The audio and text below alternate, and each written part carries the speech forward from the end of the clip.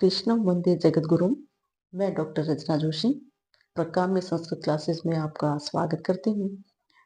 पिछले वीडियो में हम लोगों ने प्राचीन संस्कृत शिक्षण की विधियों के बारे में हम लोगों ने अध्ययन किया था।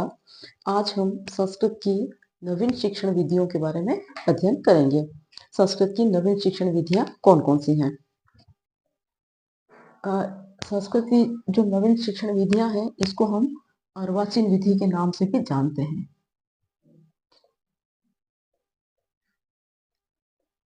और ये सभी आप जानते हो कि लॉर्ड मैकाले की जो शिक्षा पद्धति आई थी उसके बाद में इन विधियों के अंदर परिवर्तन आता गया है। तो कौन कौन सी विधियां इसके अंदर सम्मिलित होती हैं? इसके अंदर आती है, सबसे पहले आती है हमारी पाठ्य पुस्तक विधि, प्रत्यक्ष विधि, व्याकरण विधि, व्याख्यान विधि, हर्बल्टी पंचपदी विधि और मूल्यांकन विधि। ये नवीन विधियों के अंतर्गत आती है। इसके अंदर अब हम सबसे पहले बात करते हैं पाठ्य पुस्तक विधि की। पाठ्य पुस्तक विधि जो है ये वर्तमान में भी हम देखते हैं कि विद्यालयों में इसी प्रकार की व्यवस्था है कि यहाँ हम पाठ्य पुस्तकों के माध्यम से ही शिक्षा देते हैं, है ना। तो ये काफी कुछ चीजें आप जानते हैं इसके विषय में, फिर भी हम बात करते हैं। तो भारत में इसके जो समर्थक हैं सबसे पहले वो थे डॉक्टर वेस्ट। इन्होंने इस पाठ्य पुस्तक विधि का समर्थन किया कि ये होनी चाहिए। दूसरा, इसकी विशेषता क्या है कि इसके अंदर जो होता है, पाठ्य पुस्तक के अंदर जो विषय वस्तु दी होती है वो कक्षा के स्तर के अनुरूप उसका वर्गीकरण करके दिया होता है कि किस क्लास के बच्चों के लिए ये पुस्तक लागू की जा रही है। उसके आधार पर विषय वस्तु का वर्गीकरण करके और उस पाठ्य पुस्तक का रूप दिया जाता है। तीसरी बात आती है वर्गीकरण छात्रों के वातावरण पर आधारित होता है, यानी कि कौन से भौगोलिक प्रदेश से वो रह रहा है, उनका मानसिक स्तर कैसा है, उनकी सोच कैसी है, वहां का वातावरण कैसा है, भौगोलिक वातावरण कैसा है, ऐतिहासिक वातावरण कैसा है, इन सब चीजों को ध्यान में रख करके विषय वस्तु का वर्गीकरण किया जाता है, वहां के वातावरण को ध्यान में रख करके। फिर आती है जब पाठ्य पुस्तक की शुरुआत आती है, तो पाठ्य पुस्तक की शुरुआत जो होती है वो वर्णमाला से होती है। सबसे छोटी क्लास में हम देखते हैं वर्णमाला, है ना। तो वर्णमाला से प्रारंभ होती है, बाद में छोटे छोटे शब्द आते हैं, फिर उसके अंदर वाक्य आते हैं, फिर अनुच्छेद आते हैं, फिर पूरे पाठ आते हैं। इस प्रकार से पाठ्य पुस्तक जो है वो विस्तारित होती जाती है। इस प्रकार इस पाठ्य पुस्तक के अंदर संपूर्ण पाठ पाठ जो होता है, एक चैप्टर जो है या पूरा पाठ है, वो ही अध्ययन का केंद्र बिंदु होता है, यानी कि उसी को आधार बना करके पाठ पढ़ाया जाता है, उसी चीज को ध्यान में रख करके पाठ को पढ़ाया जाता है, शिक्षा दी जाती है। इसमें सबसे बड़ी बात है कि कठिन शब्दों के जो अर्थ होते हैं वो मातृभाषा में प्रयुक्त होते हैं, मातृभाषा में दिए जाते हैं, मातृभाषा में समझाए जाते हैं ताकि विद्यार्थी उसको समझ सकें। और इसमें पाठ्य पुस्तक विधि के अंतर्गत शिक्षक के द्वारा जो कार्य होते हैं उसमें शिक्षक के द्वारा क्या क्या होते हैं कि एक तो आदर्श वाचन करना, वो पाठ को पढ़ते समय में उचित हाव भाव को, विराम चिन्हों को, गति को, इन सब चीजों को ध्यान में रख करके वो क्या करता है, आदर्श वाचन करता है और बच्चों को वाचन करना सिखाता है उनको, है ना। तो वाचन करना, उसके बाद में उनको अनुकरण वाचन करवाना बच्चों से, फिर कठिन शब्दों के अर्थ उनको समझाना, बताना उनको मातृभाषा में। कोई विशेष प्रसंग आ रहा है पाठ के अंदर या कोई अंतर कथा आ रही है या ऐसी कोई विशेष बात आ रही है तो उसको विशेष रूप से समझाना, उसको विशिष्ट रूप से व्याकरण का अभ्यास करवाना, उसको बोल करके लिख करके शब्द रूप याद करवाना, धातु रूप याद करवाना, छोटे छोटे वाक्यों को संस्कृत में बनाने का प्रयास करवाना, ये सब चीजें। और मूल्यांकन करना कि उसको जो सिखाया गया है, बच्चों को जो सिखाया जा रहा है उसका वो मूल्यांकन किस तरह से कर पाता है। तो पाठ्य पुस्तक विधि के अंदर मुख्य रूप से ये चीजें आती हैं और इसके आधार पर पाठ को पढ़ाया जाता है या शिक्षण करवाया जाता है। अब हम इसके गुणों की बात कर लेते हैं कि पाठ्य पुस्तक विधि के गुण क्या हैं और इसके दोष क्या हैं, इन दोनों के बारे में हम बात करते हैं। पाठ्य पुस्तक विधि के गुणों की बात करते हैं। सबसे पहले तो पहला गुण इसका कि ये मनोवैज्ञानिक विधि है ना। मन के अनुकूल बालकों की क्षमता, उनकी योग्यताएं, उनकी वैयक्तिक विभिन्नताएं, इन सब चीजों को ध्यान में रख करके अध्ययन करवाया जाता है, इसलिए मनोवैज्ञानिक विधि है। दूसरी बात करते हैं कि छात्रों के शब्दकोश में वृद्धि होती है, इससे विभिन्न प्रकार के शब्द जब पर्टिकुलर किसी भाषा विशेष से जब वो मातृभाषा में सीखते हैं तो उसके शब्दकोश में वृद्धि होती है। वाचन शुद्ध होता है, उनका शुद्ध उच्चारण होता है, क्योंकि जब एक शिक्षक वाचन करता है तो वो पहले तो वाचन करना सिखा रहा है बच्चों को, उसके बाद में जब बच्चा खुद वाचन करता है, उसको अनुकरण वाचन करवाया जाता है, तो जब वो गलत उच्चारण करता है किसी शब्द का, कोई गलत चीज बोलता है तो वहां पर क्या होता है कि शिक्षक के द्वारा उसका उच्चारण पुनः शुद्ध करवाया जाता है, तो इससे उसके उच्चारण में शुद्धि आती है। फिर छात्र द्वारा स्वयं वाचन किया जाता है, वो स्वयं उसको वाचता है, उसको पठन करता है उसका। और विभिन्न प्रकार की गतिविधियां जब क्लास के अंदर होती है कि अनुकरण वाचन करवाना, काठिन्य निवारण करवाना, शुद्धि संशोधन करवाना, उनका बच्चों से प्रश्न पूछना, है ना, इस प्रकार की, तो इन सब क्रियाओं में बच्चा क्या होता है, सक्रिय होता है। तो इससे छात्र जो होते हैं वो सक्रिय होते हैं। लिखित और मौखिक अभिव्यक्ति जो होती है उसका उनका विकास होता है, क्योंकि लिखने का भी कार्य उनको दिया जाता है और बोलने के लिए का भी अवसर उनको मिलता है। तो लिखित और मौखिक अभिव्यक्ति का विकास उनमें होता है, क्रमबद्ध तरीके से वो सीखते हैं और छात्रों का मूल्यांकन समय समय पर होता है। तो इस प्रकार से ये पाठ्य पुस्तक विधि के कुछ गुण हमें नजर आते हैं। तो गुण है तो साथ में दोष भी है। दूसरा पहलू, दोष के अंदर हम देखें तो ज्ञान जो होता है वो पाठ्य पुस्तक तक सीमित रह जाता है। ठीक है, पाठ्य पुस्तक तक सीमित रहने का मतलब क्या हुआ कि पाठ्य पुस्तक के अंदर जो चैप्टर दिया गया है, जितना दिया गया है उतना ही अंश पढ़ाया जाएगा, उससे ज्यादा नया नहीं पढ़ाया जाएगा, है ना। तो पाठ्य पुस्तक में जो कोर्स दिया गया है उतना तो वो सीमित हो जाएगा। कक्षा का वातावरण अरुचिकर होता है, क्यों? क्योंकि एक ही तरह से हर चीज को पढ़ाया जाता है, तो इससे वातावरण जो होता है वो रुचि उत्पन्न नहीं होती है उसके माध्यम से वातावरण में। फिर रटने की प्रवृत्ति का विकास होता है, क्योंकि कठिन शब्दों का अर्थ उसको बताया जाता है, उसको कहा जाता है कि इसको याद कर, वो याद करता है। रटने की प्रवृत्ति, प्रश्नों के उत्तर याद करता है, सारी चीजें समझने की बजाय। तो यहाँ पर रटने की प्रवृत्ति का विकास होता है उसका। व्याकरण के क्रमबद्ध ज्ञान उसको नहीं मिल पाता है ना, क्योंकि जो चीज आ रही है बस केवल वही समझाएंगे, उसके अलावा नई चीज उसको नहीं समझाई जाती है। तो वहां पर क्या होता है कि वो व्याकरण का क्रमबद्ध ज्ञान नहीं हो पाता उसको, इसलिए एक तरीके से चलने के कारण इसको यांत्रिक विधि कहा गया है। तो ये पाठ्यपुस्तक विधि के कुछ गुण हैं और कुछ दोष हैं। इसके बाद हम दूसरी बात करते हैं प्रत्यक्ष विधि की। प्रत्यक्ष विधि की मुख्य मुख्य बातों के बारे में हम थोड़ी जानकारी ले लेते हैं कि इसका अन्य नाम सुगम पद्धति, निर्बाध पद्धति या मात्र विधि भी इसको कहते हैं। प्रत्यक्ष विधि का अन्य नाम है। दूसरा, इसकी सबसे बड़ा बात कि इसका उद्भव जो हुआ था वो अमेरिका में हुआ था, लेकिन सर्वप्रथम प्रयोग इसका फ्रांस में अंग्रेजी भाषा के लिए किया गया था। तीसरा, भारत में इसका सर्वप्रथम प्रयोग 1908 में हुआ था, वीपी बोकिल द्वारा आल्फिंस्टोन विद्यालय मुंबई में। सबसे पहले ये हो सकता है कि कुछ क्वेश्चंस आपके बन जाएं इसके अंदर, सेकंड ग्रेड वगैरह जो भी आपके एग्जाम आ रहे हैं उसमें। तो भारत में सर्वप्रथम 1908 में वीपी बोकिल द्वारा आल्फिंस्टोन विद्यालय मुंबई में इसका प्रयोग किया गया था। बंगाल में टिपिंग ने किया था, मुंबई में फ्रेजर ने किया था और मद्रास में येट्स ने इसको अपनाया था, इस प्रत्यक्ष विधि को।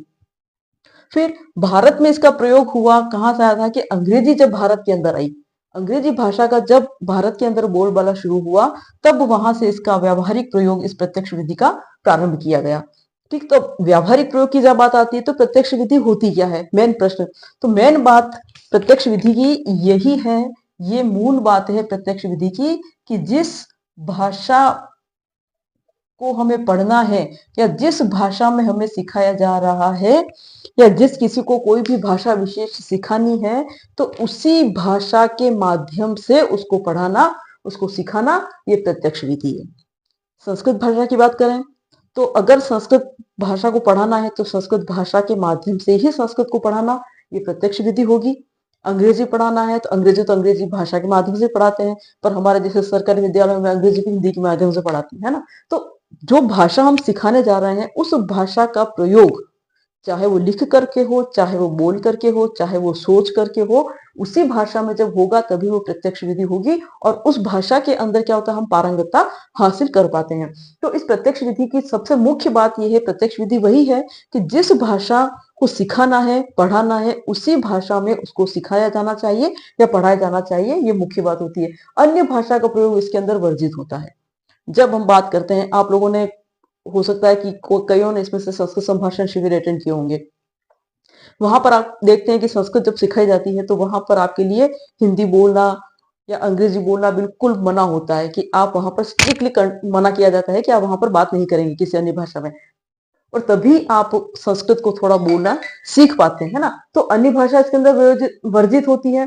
फिर इसके अंदर मौखिक कार्य की प्रधानता होती है, क्योंकि जब तक आप किसी भाषा को सीख रहे हैं और बोलेंगे नहीं तो आपको वो आएगी कैसे, है ना? तो वार्तालाप करना, एक दूसरे के साथ में बोलना बहुत जरूरी होता है। तो इस प्रत्यक्ष विधि में सबसे मुख्य कार्य मौखिक कार्य का होता है, मौखिक कार्य की प्रधानता होती है। और सबसे बड़ी बात कि पद पदार्थ का साक्षात संबंध स्थापित करके उसको समझाया जाता है। जो जिस किसी को कोई भी चीज सिखा रहे हैं, कोई भी भाषा हम सिखा रहे हैं, तो उसके अंदर जो भी मेन शब्द आया है, उस शब्द का उस पदार्थ से क्या रिलेशन है, कैसा है वो पदार्थ, क्या चीज है, उसको चाहे चित्र के माध्यम से, चाहे प्रत्यक्ष दिखा करके, चाहे डायग्राम बना करके, चाहे चार्ट बना करके, किसी भी माध्यम से उसके साथ में क्या करते हैं, संबंध स्थापित करते हैं।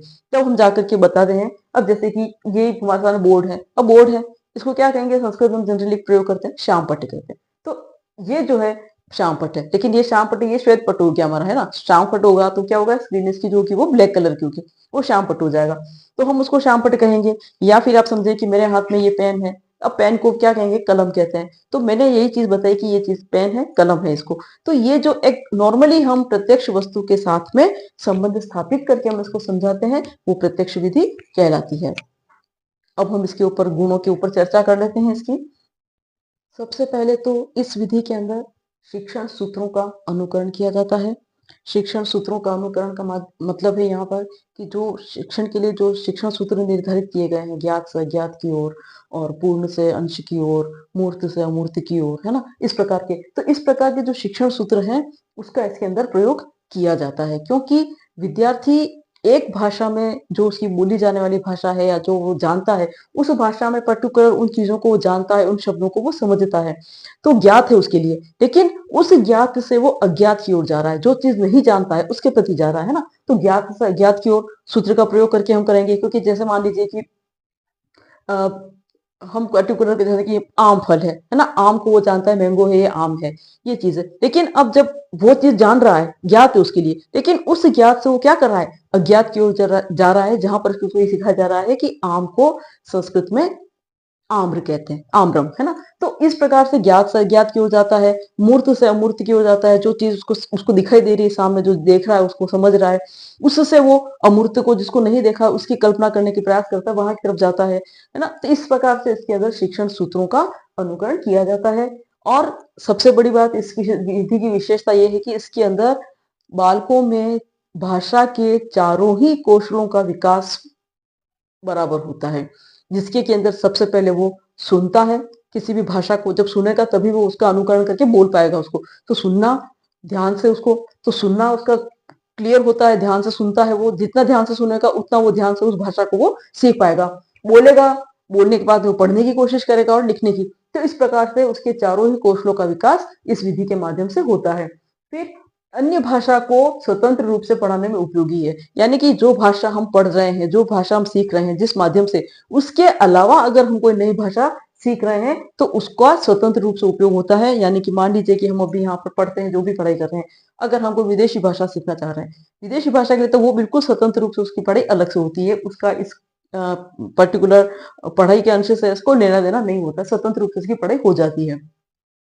आप नई भाषा के शब्द सीखेंगे तो शब्दकोश में वृद्धि अवश्य होनी है, तो शब्दकोश में वृद्धि होती है। इसके अंदर चूंकि अब भाषा सीख रहे हैं, नई भाषा है, तो आपको याद भी रखना है, उसको शब्दों को भी याद रखना है, और शब्दों को याद रखना है तो उसका प्रयोग, तो प्रयोग करना है, तो आपको बोलना भी होगा। तो वार्तालाप और मौखिक कार्य पर बल दिया जाता है इसमें। और फिर जब इस प्रकार का जब वातावरण मिलता है, तो छात्र क्या होते हैं, सक्रिय होते हैं। सक्रिय इसलिए रहना जरूरी उनका कि अगर वो सक्रिय नहीं रहेंगे तो पर्टिकुलर वो उन शब्द विशेषों को सीख नहीं पाएंगे, और अगर वो ध्यान से सुन नहीं पाएंगे तो बोल नहीं पाएंगे, अपनी भाषा में उन शब्दों का वो प्रयोग नहीं कर पाएंगे। तो इसलिए छात्र जो होते हैं वो सक्रिय होते हैं। तो ये इनके कुछ गुण हैं। अब इसके दोषों की चर्चा कर लेते हैं हम। दोष में सबसे पहले देखें तो ये प्रत्यक्ष विधि जो है वो प्रतिभाशाली बालकों के लिए उपयोगी है। जो इंटेलिजेंट है उनके लिए उपयोगी है। आप उनको जो सिखाएंगे वो तुरंत सीखेंगे और उसका वो क्रिया की प्रतिक्रिया अवश्य देंगे, है ना। लेकिन एक कमजोर बालक है, थोड़ा लर्निंग कम कर रहा है वो, है ना, तो ऐसी स्थिति में वो बालक जो है वो सही तरह से सीख नहीं पाएगा। वो ज्यादा, अगर उसकी स्मरण शक्ति तेज नहीं है तो वो उन शब्दों को वो याद नहीं कर पाएगा। याद नहीं रख पाएगा तो वो अपनी भाषा में उसका प्रयोग नहीं कर पाएगा। तो ये प्रतिभाशाली बालकों के लिए उपयोगी होती है। दूसरी बात, संस्कृत शिक्षण के संदर्भ में बात कर रहे हैं तो संस्कृत की प्रत्येक विधा हेतु ये अनुपयुक्त है। संस्कृत की विधाएं अनेक प्रकार की होती हैं। गद्य है, पद्य है, व्याकरण है, अनुवाद है, निबंध है, कहानी है ना। तो बहुत सारी विधाएं होती हैं। तो इन विधाओं के अंदर सभी के लिए प्रत्यक्ष विधि का प्रयोग किया जाना उपयुक्त नहीं हो सकता है, अनुपयुक्त होता है। फिर भाषण कौशल की प्रधानता होती है, क्योंकि बोलने पर अधिक बल दिया दिया जा रहा है, वार्तालाप करना, आप बोलो, बातचीत करो। तो ऐसी स्थिति में अन्य दूसरे कौशल होते हैं, वो क्या हो जाते हैं, उपेक्षित हो जाते हैं इसमें। और जब हम नई भाषा सीख रहे हैं तो हमें समय भी देना पड़ेगा उसके लिए, अधिक समय लगता है। और जब अधिक समय लगता है तो आपको धैर्य रखने की जरूरत होती है, धैर्य की आवश्यकता होती है। अगर धैर्य नहीं है, सहिष्णुता नहीं है, तो हम उस भाषा को ज्यादा लंबे समय तक नहीं खींच पाएंगे, नहीं बोल पाएंगे उसको। तो ऐसी स्थिति में प्रत्यक्ष विधि के ये कुछ दोष भी आते हैं। इसके बाद हम नेक्स्ट बात करते हैं, इसके बाद हम बात करते हैं व्याकरण विधि की।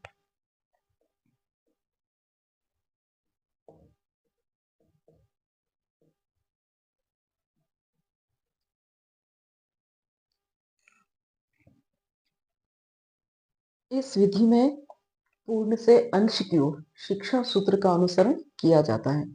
पूर्ण से अंश की ओर यानी कि संपूर्ण चीज को एक बार दिखा दिया जाता है, फिर उसको टुकड़ों टुकड़ों में पढ़ाया जाता है उसको। जैसे कि मान लीजिए हम अ, अ, मानव शरीर के बारे में पढ़ा रहे हैं, तो विद्यार्थी के समक्ष मानव शरीर का पूरा चित्र उसके सामने लगाया जाता है या दिखाया जाता है उसको, जिस किसी भी माध्यम से आप दिखाएं। और उसके बाद में फिर कौन कौन से अंग हैं, क्या है, ऊपर के भाग में कौन कौन से अंग होते हैं, बीच के भाग में कौन कौन से अंग हैं, नीचे के भाग में कौन कौन से अंग है ना। तो उसको फिर टुकड़ों टुकड़ों में समझाना, एक बार पूरा मानव शरीर दिखा करके। पूर्ण से अंश की ओर का अनुसरण होता है। फिर ये विधि जो है, ये व्याकरण और कहानी, इसको पढ़ाने के लिए सबसे उपयुक्त विधि है। इसका कारण क्या है कि पूरे पाठ का पहले सारांश प्रस्तुत कर दिया, समझा दिया, उसको दिखा दिया। फिर छोटी छोटी चीजों को टुकड़ों टुकड़ों में उसको समझाया जाता है। जैसे कि आप मान लीजिए कि वो संधि पढ़ा रहे हैं, संधि का आपने एक सूत्र दे दिया कि स्वर संधि किसको कहते हैं, पहले स्वर संधि बता दी। अब स्वर संधि किसको कहते हैं कि जहां दो स्वर मिलते हैं, वो स्वर संधि हो गई। अब स्वर संधि जब आपने पूरी बताई, तो फिर आप टुकड़ों टुकड़ों बताएंगे कि स्वर संधि कहाँ कहाँ होती है, कौन कौन सी होती है, किस किस प्रकार से होती है। आप जब छोटे छोटे अंशों में बताते हैं, तो पूर्ण दिखा करके फिर आप उसको अंश की ओर ले जा रहे हैं। और उसके बाद में फिर संपूर्ण सारांश को आप प्रस्तुत करते हैं। उसके बाद में विभिन्न अंशों का इसलिए शिक्षण उसमें होता है। और इस प्रकार से संधि समास आदि जो भी पद होते हैं उनको विश्लेषित करवाते हैं, फिर संश्लेषित करवाते हैं, संश्लेषित होते हैं तो उनको विश्लेषित करवाते हैं। इस प्रकार से इस व्याकरण विधि का जो है वो प्रयोग हम करते हैं। तो एक ये भी उपयुक्त विधि कहलाती है। अब इसके गुणों की बात करते हैं। सर्वप्रथम ये वैज्ञानिक विधि है, क्योंकि इसके अंदर शिक्षण सूत्रों का अनुसरण करते हुए पढ़ाया जाता है। विशिष्ट उद्देश्यों को ध्यान में रख करके इसको पढ़ाया जाता है, विभिन्न तरीके से इसको पढ़ाया जाता है, क्रमबद्ध तरीके से इसको पढ़ाया जाता है। तो ये वैज्ञानिक विधि है। फिर छात्र जो है वो पढ़ने के लिए प्रेरित होते हैं, क्योंकि जब हम संपूर्ण चीज दिखा करके फिर थोड़ी थोड़ी चीज उनको बताते हैं, तो वो उनको ज्यादा इंटरेस्ट आता है उसको पढ़ने में, रुचि लेते हुए ना, तो पढ़ने तो प्रेरित होते हैं। इससे शिक्षण जो होता है वो रुचिकर बनता है, और अच्छी तरह से उनके लिए समझने योग्य हो जाता है, उसको वो अच्छी तरह से सरलता से ग्रहण कर पाते हैं। और विषय वस्तु के स्पष्टीकरण में ये विधि जो है वो सबसे अधिक सहायक होती है। तो ये इसके गुण हैं। अब हम इसकी दोषों पर चर्चा करते हैं कि इसके दोष कौन कौन से हैं। दोष में एक तो ये उच्च स्तर के लिए उपयोगी नहीं है। छोटी क्लासों को पढ़ाने के लिए ठीक है कि आप पूरी चीज दिखा करके फिर टुकड़े टुकड़े में एक ही चीज को बता रहे हैं, लेकिन बड़ी क्लासों के लिए इस तरह की विधि जो है वो उपयुक्त नहीं मानी जाती है, क्योंकि उसकी सोचने संबंधी की क्षमता जो है वो विद्यार्थियों की बढ़ जाती है इसी वजह से। और सभी विधाओं के लिए ये उपयुक्त नहीं है। पर्टिकुलर कुछ ही चीजें ऐसी हैं, खास करके कहानी जब हम पढ़ा देते हैं, कि हम कोई लघु निबंध रचना करवा रहे हैं, या हम कोई व्याकरणिक कोई चीज उनको समझा रहे हैं, तो उसके लिए ये उपयोगी हो सकती हैं। गद्य पद्य वगैरह पढ़ाने के लिए उपयोगी नहीं होती हैं। तो ये कुछ व्याकरण विधि के दोष हैं। और इसके बाद हमारी जो नेक्स्ट विधि आती है, वो आती है व्याख्यान विधि। व्याख्यान विधि ये परंपरागत, क्योंकि प्राचीन है, शुरू से चली आ रही है। प्रभुत्ववादी है, क्योंकि पर्टिकुलर एक व्यक्ति विशेष के द्वारा इसका प्रयोग किया जाता है। प्रभुत्ववादी है ये प्रचलित है, शुरू से लगा करके अब तक प्रचलन में चलती आ रही है और आगे भी चलेगी। प्रचलित है और सर्वकालिक है, यानी कि हर काल में इसका प्रचलन चलता आया हुआ है, चल रहा है। इसमें सबसे बड़ी बात यह है कि एक साथ कई छात्रों तक ज्ञान का स्थानांतरण किया जा सकता है व्याख्यान विधि के माध्यम से। यानी कि एक जब व्याख्यान दिया जाता है तो एक साथ 100, 200, 300, 400, 500, 1000 जितना भी बड़ा आपका ऑडिटोरियम है, उसके अनुसार ज्ञान का स्थानांतरण किया जा सकता है। तो एक साथ कई छात्रों तक ज्ञान का स्थानांतरण इसके माध्यम से होता है। फिर इसकी बड़ी बात है, शिक्षक केंद्रित है ये। शिक्षक ही वक्ता होता है मुख्य, इसके अलावा दूसरा कोई नहीं बोलता है, तो शिक्षक केंद्रित है ये। सबसे बड़ी बात है कि ये अल्पव्ययी है। इसमें खर्चा किसी तरह का कुछ नहीं है, कोई विशेष खर्चा नहीं आता है। आपने जो एक शिक्षक जो तैयार करके आया है, केवल वो अपनी बात ही कहता है यहाँ पर, तो उसके लिए कोई खर्चा नहीं आता है। इसमें विशेष किसी भी प्रकार के संसाधनों की जरूरत नहीं है। बहुत ज्यादा हमें उपकरण वगैरह तैयार करने की जरूरत नहीं होती है, उसके ऊपर सामग्री दिखाने की जरूरत नहीं है। हम नॉर्मली ही सामान्य रूप से बातचीत करते हैं। ये पूर्ण से अंश की ओर शिक्षण सूत्र का अनुसरण करती है, और व्याख्या विधि का प्रयोग जो होता है वो प्रविधि के तौर पर किया जाता है यदि आवश्यकता होती है तो। अब ये मेन बात ये आई कि व्याख्यान और व्याख्या, इन दोनों में अंतर क्या है। ये व्याख्यान न है, व्याख्या इसके अंदर न नहीं है, ठीक है। लेकिन इन दोनों का अर्थ बदल रहा है। क्या हो रहा है, व्याख्यान का मतलब होता है कि जो विस्तारित चीज दी हुई है, जो बहुत विस्तार से जो चीज दिया हुआ है उसको संक्षिप्त करके, और जब हम व्याख्यान के रूप में उसको प्रदर्शित करते हैं, उस ज्ञान को दूसरों तक पहुंचाते हैं, तो वो व्याख्यान विधि है। संपूर्ण चीज को लेकर के हम पर्टिकुलर कुछ समय के लिए, समय को बांध करके हम क्या करते हैं, अपने विचारों को लोगों तक पहुंचाते हैं। अब मान लीजिए कि महाभारत की बात करें कि महाभारत में क्या है। अब इतना बड़ा है, 1 लाख श्लोकों का ग्रंथ है, अब उसको पढ़ना, उसको समझना वो भारी होता है। अगर उस महाभारत को पूरे का अध्ययन करके किसी व्यक्ति विशेष के द्वारा अपने व्याख्यान माला दी जाती है, 2 3 4 व्याख्यानों के अंदर 4 5 दिनों में या 7 दिनों में वो पूरी महाभारत को अगर स्पष्ट करता है आपके सामने, तो वो क्या होगी, उसकी व्याख्यान विधि होगी। यानी कि उतनी बड़ी चीज को उसने क्या कर दिया, संक्षिप्त करके वो बता रहा है, तो ये तो व्याख्यान विधि है। लेकिन व्याख्या विधि में क्या होता है कि जो संक्षिप्त चीज होती है उसको विस्तार से समझाया जाता है। एक छोटी सी चीज को, एक एक उसके पहलू को, एक एक भाग को उसको विस्तार से समझाया जाता है, वो व्याख्या विधि होती है, ठीक है। तो व्याख्यान देते समय में कहीं कोई ऐसा विशेष प्रसंग आ जाता है, तो उसके लिए विशेष रूप से व्याख्या विधि का प्रयोग जब किया जाता है, तो वो एक प्रविधि के रूप में उसका प्रयोग किया जाता है, क्योंकि शॉर्ट समय के लिए उसका प्रयोग किया जा रहा है, तो वो भी जरूरी होता है, तो वरना इसकी जरूरत नहीं होती है। तो व्याख्या विधि का प्रयोग जो होता है वो भी प्रयोग के तौर पर किया जा सकता है, इसका प्रविधि के तौर पर। तो ये व्याख्यान विधि की जनरली बात होती है। लेकिन व्याख्यान विधि के अंदर क्या क्या चीजें होती हैं, कौन कौन से सोपानों का अनुकरण किया जाता है, तो अब हम उसके ऊपर थोड़ी सी चर्चा कर लेते हैं कि व्याख्यान विधि क्या है। अब जब हम सोपानों की बात कर रहे हैं, तो विषय वस्तु का निर्माण करता है या निर्धारित करता है, तो उसके लिए एक शिक्षक जो है वो सबसे पहले क्या काम करता है, कौन कौन से सोपानों का वो प्रयोग करता है। तो व्याख्यान विधि के अंदर एक शिक्षक के द्वारा कौन कौन से सोपानों का अनुकरण किया जाता है, तो सबसे पहले तो शिक्षक क्या करता है, योजना बनाना।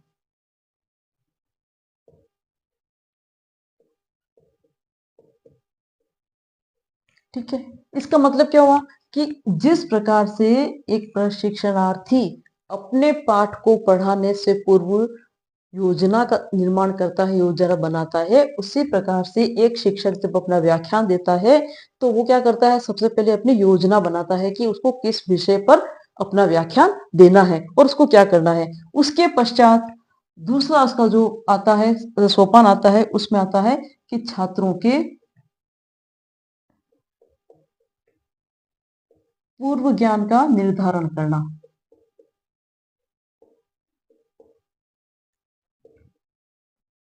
ये वही स्टेप हैं जो एक आप अपनी पाठ योजना बनाते हैं, उस समय में इन स्टेप का क्या करते हैं, आप अनुसरण करते हैं। वही चीज है यहाँ पर कि पूर्व ज्ञान का निर्धारण करना, कि छात्र इस विषय में कितना जानता है, क्या जानता है पहले से, और उसके आगे से वो अपनी शुरुआत करता है। तीसरी बात आती है इसके अंदर, शिक्षण का उद्देश्य। ये जो व्याख्यान दे रहा है, जो शिक्षण करवा रहा है, उसका उद्देश्य क्या है, वो उद्देश्य निर्धारित करेगा। ये सब आप अपने पाठ योजना के तहत, अपने प्रस्तुतिकरण के दौरान ये सारी चीजें आप कर चुके हैं, ये है ना। तो शिक्षण का उद्देश्य, उसके बाद में पाठ्य वस्तु की रूपरेखा, कहाँ से शुरू करेगा, कैसे करेगा, कैसे विस्तारित करेगा उसको, इस सब की वो रूपरेखा बनाता है। कि उसको शुरुआत कहाँ से करनी है, क्या क्या मैटर लेके आएगा, क्या क्या चीजें इसके अंदर डालेगा, किस किस प्रकार से वो उसको अभिव्यक्त करेगा, तो वो पाठ्य वस्तु की रूपरेखा वो पूरा तैयार करता है। उसके पश्चात शिक्षक द्वारा प्रस्तुतिकरण।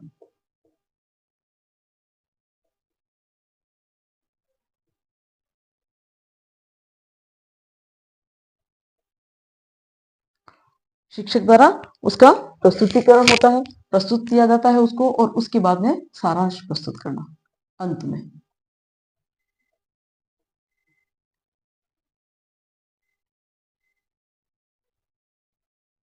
ये सब चीजें वही हैं जो आप एक लेसन प्लान के दौरान करते हैं। योजना भी बनाते हैं, छात्रों के पूर्व ज्ञान का निर्धारण करते हैं, आप शिक्षण के उद्देश्य बनाते हैं, आप पाठ्य वस्तु की रूपरेखा तैयार करते हैं कि कौन कौन से शिक्षण बिंदु लेंगे या कौन सा टॉपिक आप पढ़ाएंगे, कौन सा पैराग्राफ आप पढ़ाएंगे, ये सारी तय करते हैं आप। उसके बाद में आप प्रस्तुतिकरण करते हैं। प्रस्तुतिकरण में पाठ के अंत में मूल्यांकन से पहले सारांश प्रस्तुत करते हैं। तो इस प्रकार से एक व्याख्यान विधि के अंदर इन सब चीजों का प्रयोग किया जाता है। तो ये तो इसके सोपान हो गए या प्रक्रिया होगी कि इस प्रकार से व्याख्यान विधि जो होती है वो होती है। लेकिन इसका प्रयोग क्यों करते हैं, व्याख्यान विधि का प्रयोग क्यों किया जाना चाहिए, है ना, किन कारणों से हम करते हैं, तो उसके ऊपर थोड़ा सा प्रकाश डाल देते हैं हम कि इसका प्रयोग जो है वो क्यों किया जाता है।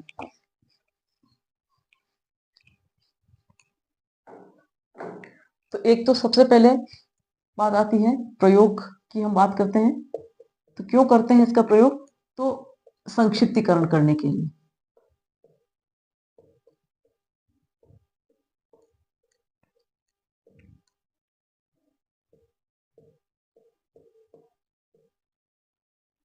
किसी भी बड़े विषय को या किसी भी बड़ा अगर अध्याय है हमारा, तो उसको संक्षिप्त करने के लिए हम व्याख्यान विधि का प्रयोग करते हैं। तो संक्षिप्त करने के लिए हम इसका प्रयोग करते हैं। दूसरा आता है प्रेरणा प्रदान करने के लिए।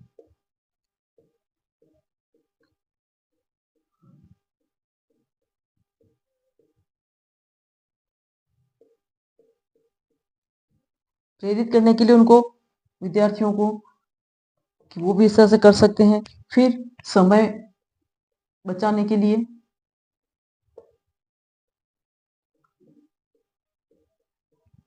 जैसे कि आप कोई कहानी पढ़ाते हैं, है ना, तो क्लास के अंदर कोई कहानी पढ़ा रहे हैं, तो एक कहानी जो होती है वो मान लीजिए कि 1.5-2 पेज की कहानी है।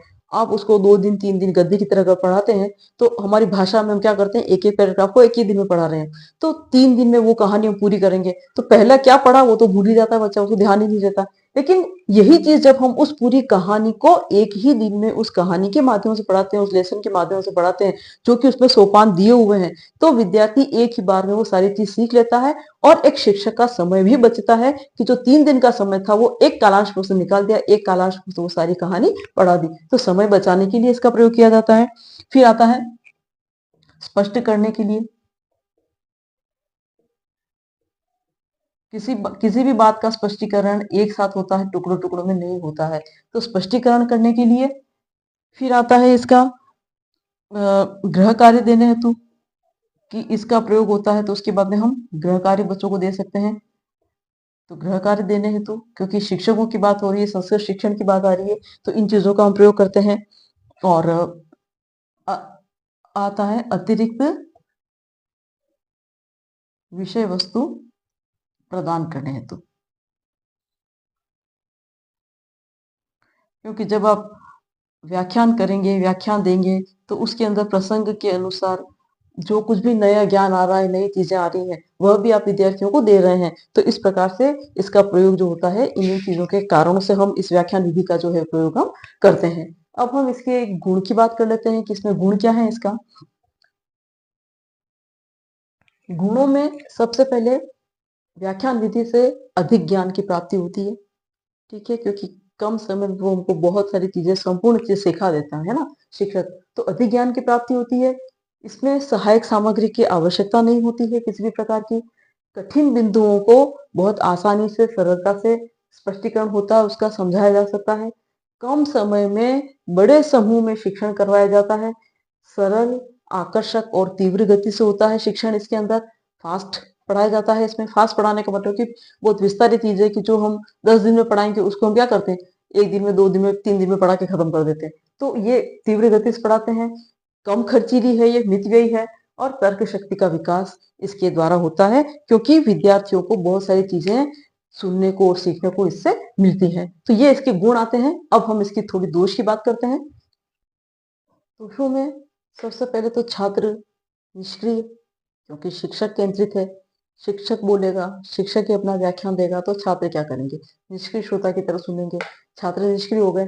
फिर करके सीखना, इस सिद्धांत की उपेक्षा होती है, क्योंकि छात्रों को कोई भी काम करने को दिया ही नहीं जाता उसमें, है ना, तो इस सिद्धांत का उपेक्षा है। तो सैद्धांतिक पक्ष पर बल देते हैं, व्यावहारिक पक्ष पर इस पर बल नहीं दिया जाता है, इसलिए मौलिक चिंतन का अवसर प्राप्त नहीं हो पाता है।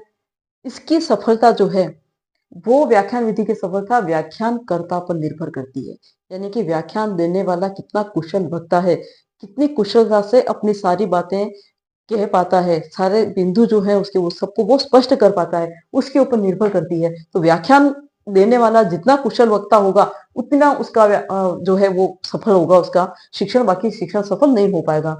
और अमनोवैज्ञानिक है, क्योंकि विद्यार्थियों के मनोविज्ञान को ध्यान में रखा नहीं जाता है, विद्यार्थी क्या चाहता है, कितनी देर पढ़ना चाहता है, उनकी आवश्यकताएं क्या है, उनकी योग्यताएं क्या है, उनकी क्षमताएं क्या है, इन सब चीजों की उपेक्षा होती है। तो ये अमनोवैज्ञानिक है, इसमें स्वतंत्र चिंतन का विकास नहीं हो पाता है। इस प्रकार से ये कुछ इसके दोष हैं, जिसकी की वजह से ये व्याख्यान विधि जो है वो कहीं कहीं उपयुक्त होती है तो कहीं वो अनुपयुक्त हो जाती है। अब हम देख रहे हैं हर्बर्टीय पंचपदी विधि।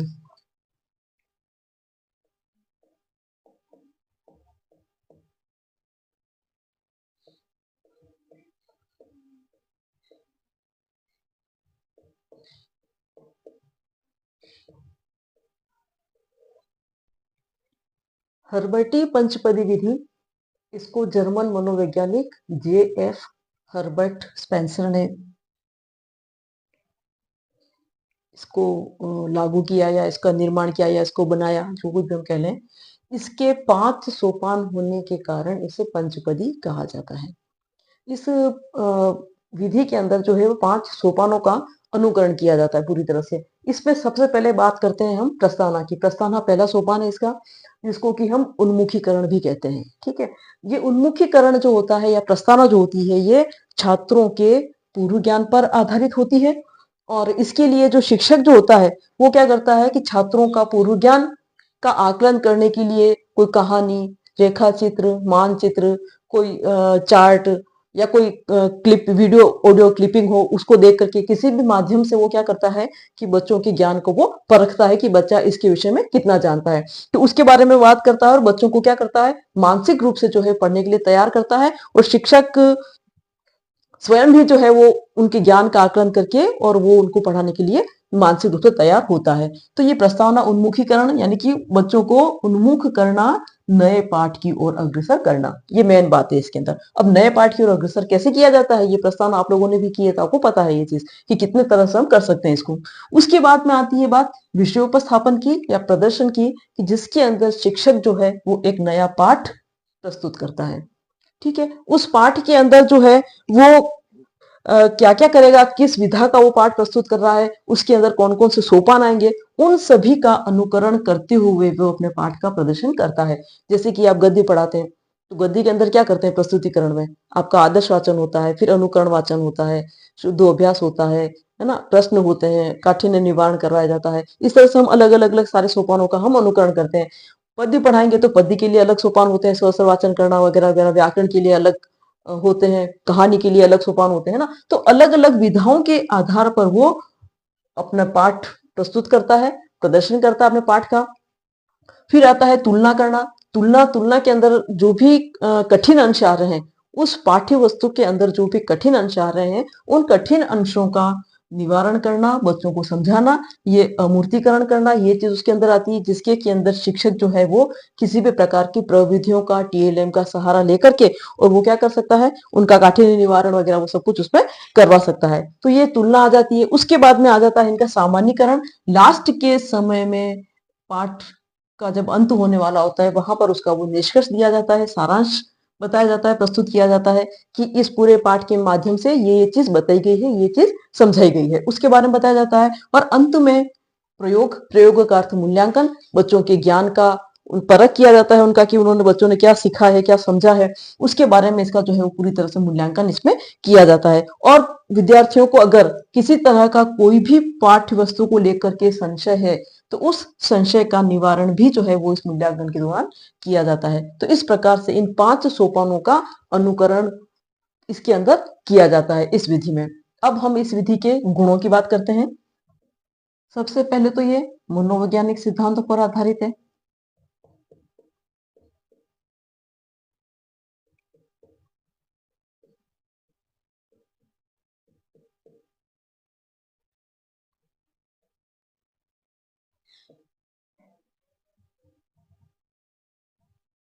यानी कि छात्रों को केंद्रित रख करके पाठ्य योजना का निर्माण होता है।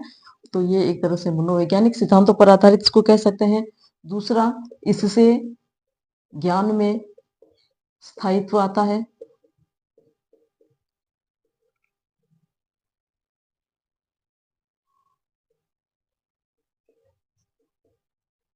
ज्ञान में स्थायित्व की प्राप्ति होती है। तीसरा आता है इसके अंदर कि इसमें शिक्षण सिद्धांतों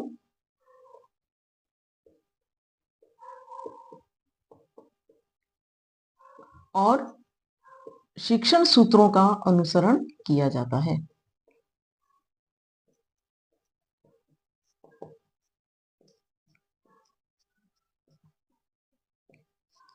यानी कि किस प्रकार का पाठ है, क्या नेचर है उसकी, उसके अंदर किन किन बातों को बताया गया है, इन सब चीजों को ध्यान में रख करके विविध जो भी शिक्षण सिद्धांत दिए हुए हैं उसमें से शिक्षण सिद्धांतों का सिलेक्शन करके, शिक्षण सूत्रों का सिलेक्शन करके और तय करके और फिर एक विधि का निर्माण करते हैं या विधि को तय करते हैं कि इस विधि से जो है वो पाठ को पढ़ाया जाएगा। तो शिक्षण सिद्धांत और शिक्षण सूत्रों का जो है वो इसके अंदर अनुसरण किया जाता है।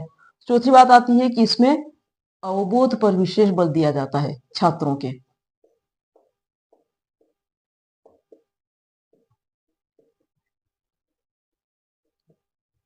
यानी कि छात्र को समझाना सबसे मुख्य बात है कि वो कितना ग्रहण कर रहा है, कितना वो समझ रहा है, इस बात पर विशेष रूप से इस पे बल दिया जाता है। और फिर आता है कि जो पाठ के अंदर जो गतिविधियां दी गई हैं, पाठ में जितनी भी प्रस्तुत गतिविधियां हैं,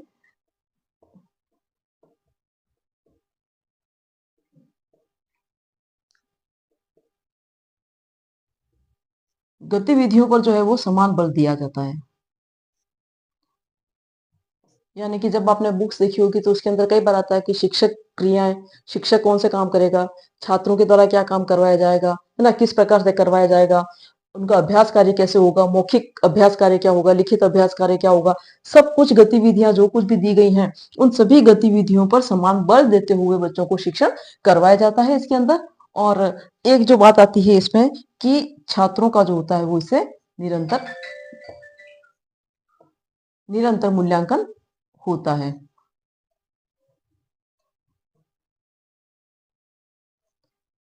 निरंतर मूल्यांकन होता है। हर चीज के पश्चात में विद्यार्थियों से उनका मूल्यांकन करना, उनसे प्रश्न पूछना, उनके आंसर लेना, सारी चीजें। तो ये इस प्रकार से इसके कुछ गुण हैं इसके। और इसके बाद हम बात करते हैं इसके कुछ दोषों की। इस विधि के जो दोषों की अगर हम बात करें तो इसमें कोई इतने ज्यादा विशेष हमें दोष जो है वो नजर नहीं आते हैं। क्योंकि एक तो सबसे मुख्य दोष इसका माना जाता है कि ये सभी विषयों के लिए उपयुक्त नहीं है, अनुपयुक्त होती है ये। क्यों होती है कि जैसे कि गणित है, विज्ञान है, ऐसे जो विषय होते हैं इनके लिए इन 5 पदों का अनुसरण करना जो है वो संभव नहीं हो पाता है, ढंग से नहीं कर सकते हम इसमें। तो ये सभी विषयों के लिए अनुपयुक्त होती है। और जहाँ भाषा के शिक्षण की बात करते हैं, संस्कृत शिक्षण की बात करते हैं, तो ये सभी विधाओं के लिए भी उपयुक्त नहीं है।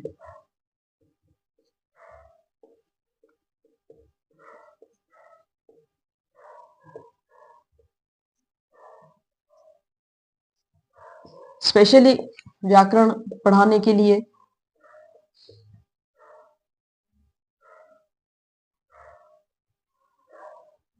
और कहानी पढ़ाने के लिए या लघु निबंध अगर हम रचना करवा रहे हैं, उनका रचना कार्य करवाते हैं, तो इन इन चीजों के लिए जो होती है वो ये विधि जो है वो उपयुक्त नहीं मानी जाती है। इसके बाद में अगली विधि जो आती है हमारी वो है मूल्यांकन विधि।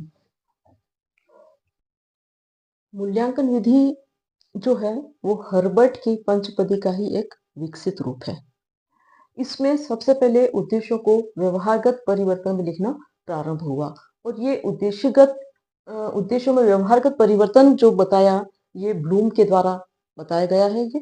और इसके बाद में शिक्षण के माध्यम से छात्रों के व्यवहार में आने वाले परिवर्तनों का उल्लेख इसके अंदर किया जाता है। ठीक है, अब उद्देश्यों के अंदर जो है वो ब्लूम ने डेविड आर क्लेथोड और डॉक्टर आर जी हेरी इन तीनों ने जो है वो तीन प्रकार के बताए, इन्होंने उद्देश्य बताए कि एक तो होता है संज्ञानात्मक, एक भावात्मक और एक क्रियात्मक।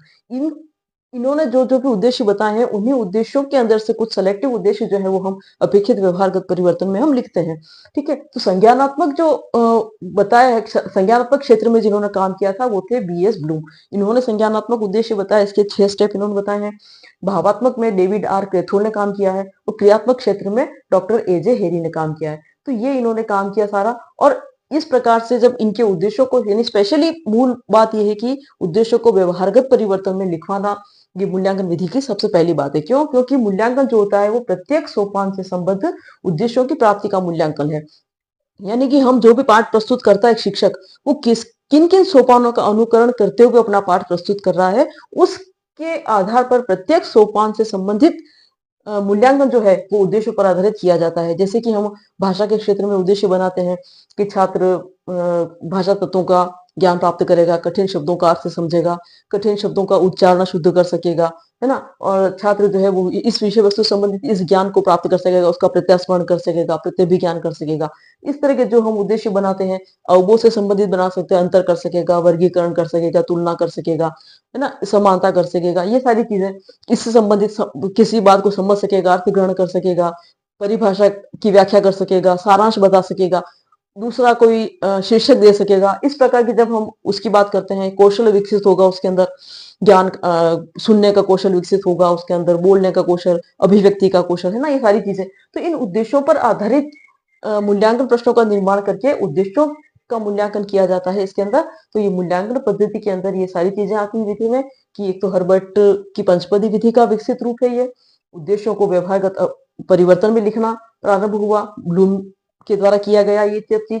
शिक्षण के माध्यम से छात्रों के व्यवहार में आने वाले परिवर्तन को उद्देश्यों के अंदर लिखा जाता है अपेक्षित व्यवहारगत परिवर्तन में, कि जब इस पाठ को प्रस्तुत किया जाएगा तब छात्रों के अंदर क्या परिवर्तन होगा वो इसके अंदर लिखा जाता है।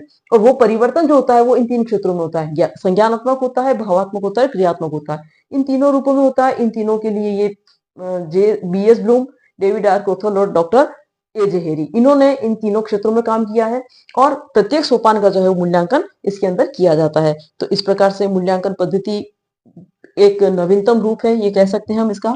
अब इसके गुणों की हम चर्चा कर लेते हैं। गुणों से पहले हम मूल्यांकन पद्धति के सोपान भी देख लेते हैं, सोपान पर दृष्टिपात कर लेते हैं कि इसके सोपान कौन कौन से होते हैं, है ना। तो इसके भी जिस प्रकार से हर्बर्ट के 5 पद हैं उसी प्रकार से मूल्यांकन विधि के भी सोपान है। तो इन सोपानों में सबसे पहला जो सोपान आता है हमारा वो होता है उद्देश्य निर्धारण।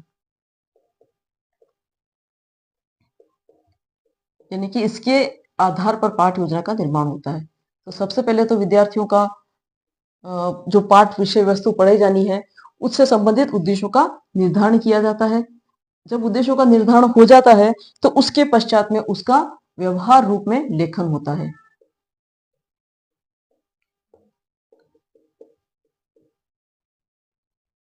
व्यवहार रूप में लेखन से अभिप्राय है कि इसके लिए पर्टिकुलर कुछ हर उद्देश्य के लिए अपना कुछ एक फिक्स कुछ वर्ड्स होते हैं जिसका कि हम इस पे प्रयोग करते हैं। जैसे कि ज्ञान के अंदर हम करते हैं प्रत्यास्मरण कर सकेगा, प्रत्यभिज्ञान कर सकेगा, है ना, प्रत्यास्मरण करना, प्रत्यभिज्ञान करना।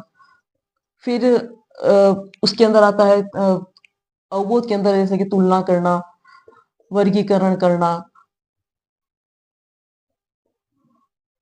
अंतर करना, समानता,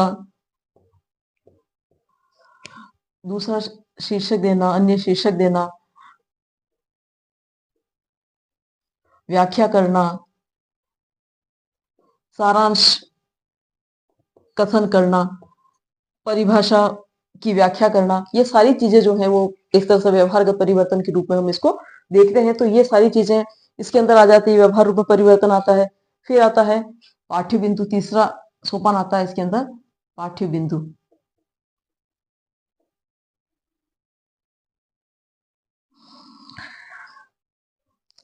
इसके अंदर किस प्रकार से पाठ प्रस्तुत किया जाएगा, उस और कौन सा पाठ है, क्या है, कौन कौन से शिक्षण बिंदु रहेंगे, इसका सारा जो है वो उल्लेख इसके अंदर किया जाता है और इसके आधार पर जो है पाठ आगे विस्तारित होता है। इसके बाद में चौथा बिंदु आता है, हम बात करते हैं शिक्षक कार्य की, कि जब पाठ्य बिंदु तय हो गया कि कौन सी विषय वस्तु उसको पढ़ाई जानी है ना, किस विषय वस्तु को उसको पढ़ाना है, किन शिक्षण बिंदुओं को पढ़ाना, ये बात हो गई। तब शिक्षक कार्य, कि शिक्षक जो है वो उस विषय वस्तु को पढ़ाने के लिए क्या क्या कार्य करेगा, कौन कौन सी विधि का प्रयोग करेगा, कौन कौन से टीएलएम का यूज करेगा, किस प्रकार से विद्यार्थियों के साथ वो अंतरक्रिया करेगा, ये सारी चीजें जो है वो शिक्षक के द्वारा उस संपूर्ण कार्य के दौरान क्या क्या काम किए जाएंगे उसका उल्लेख इसके अंदर आता है। फिर आता है छात्र क्रिया, कि इसमें छात्र क्रिया में छात्र जो है वो क्या क्या काम करेंगे, छात्रों से कैसे काम करवाया जाएगा, उनको कैसे मोटिवेट किया जाएगा, कैसे उनको अभिप्रेरित किया जाएगा काम करने के लिए एक शिक्षक के द्वारा, इसकी सारी जानकारी इसके अंदर आ जाती है। और इसके बाद में आ जाता है इसका मूल्यांकन। और मूल्यांकन जो होता है, ये तो आप जानते हैं कि मूल्यांकन जो होगा वो कैसा होगा, उद्देश्यनिष्ठ होता है। यानी कि जो उद्देश्य शुरुआत में बनाए गए हैं और जिसके जो अपेक्षित परिवर्तन लिखा है शिक्षक ने कि व्यवहारगत अपेक्षित परिवर्तन ये चीजें होंगी विद्यार्थियों में, वो अपेक्षित परिवर्तन कहाँ तक पूर्ण हुए हैं, कितना व्यवहारगत परिवर्तन विद्यार्थियों में आया है, उसकी जांच करने के लिए ये मूल्यांकन जो है वो इसके अंदर किया जाता है। तो इस प्रकार से ये इसके मूल्यांकन विधि के जो है वो सोपान है, 6 सोपान है इसके, उद्देश्य निर्धारण, व्यवहार रूप में लेखन, पाठ्य बिंदु, शिक्षक कार्य, छात्र क्रिया और मूल्यांकन। इन सोपानों के आधार पर मूल्यांकन विधि का विस्तार किया जाता है। और अब हम इसकी बात करते हैं गुणों की। तो ये मनोवैज्ञानिक विधि है, कोई हर्बर्ट पंचपदी विधि की तरह बिल्कुल क्रमबद्ध तरीके से व्यवस्थित ज्ञान इसके अंदर दिया जाता है। और शिक्षण में सुधार हेतु मार्गदर्शन करती है ये।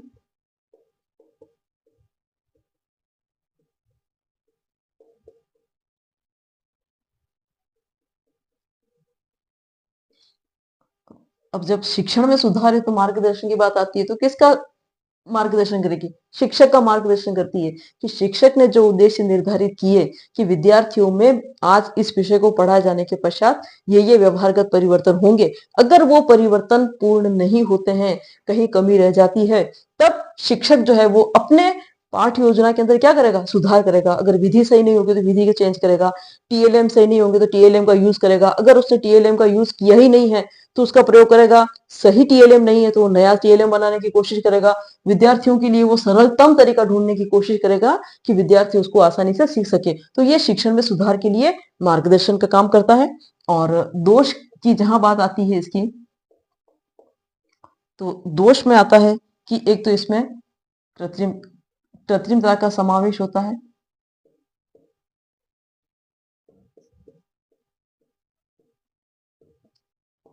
यानी कि ये स्वाभाविक विधि नहीं लगती है, अस्वाभाविक विधि लगती है, बनावटी विधि लगती है, लगता है कि एक यांत्रिक मशीनवत काम हो रहा है ना, तो कृत्रिमता का समावेश लगता है। और दूसरा, सतत मूल्यांकन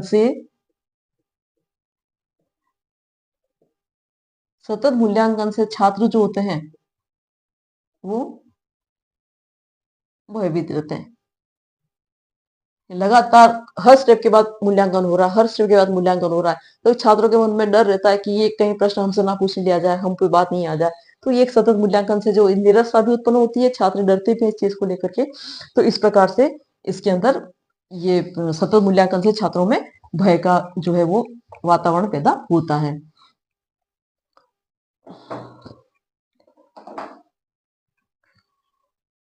तो आज हमने संस्कृत शिक्षण की नवीन विधियों के बारे में विस्तार से पढ़ा है।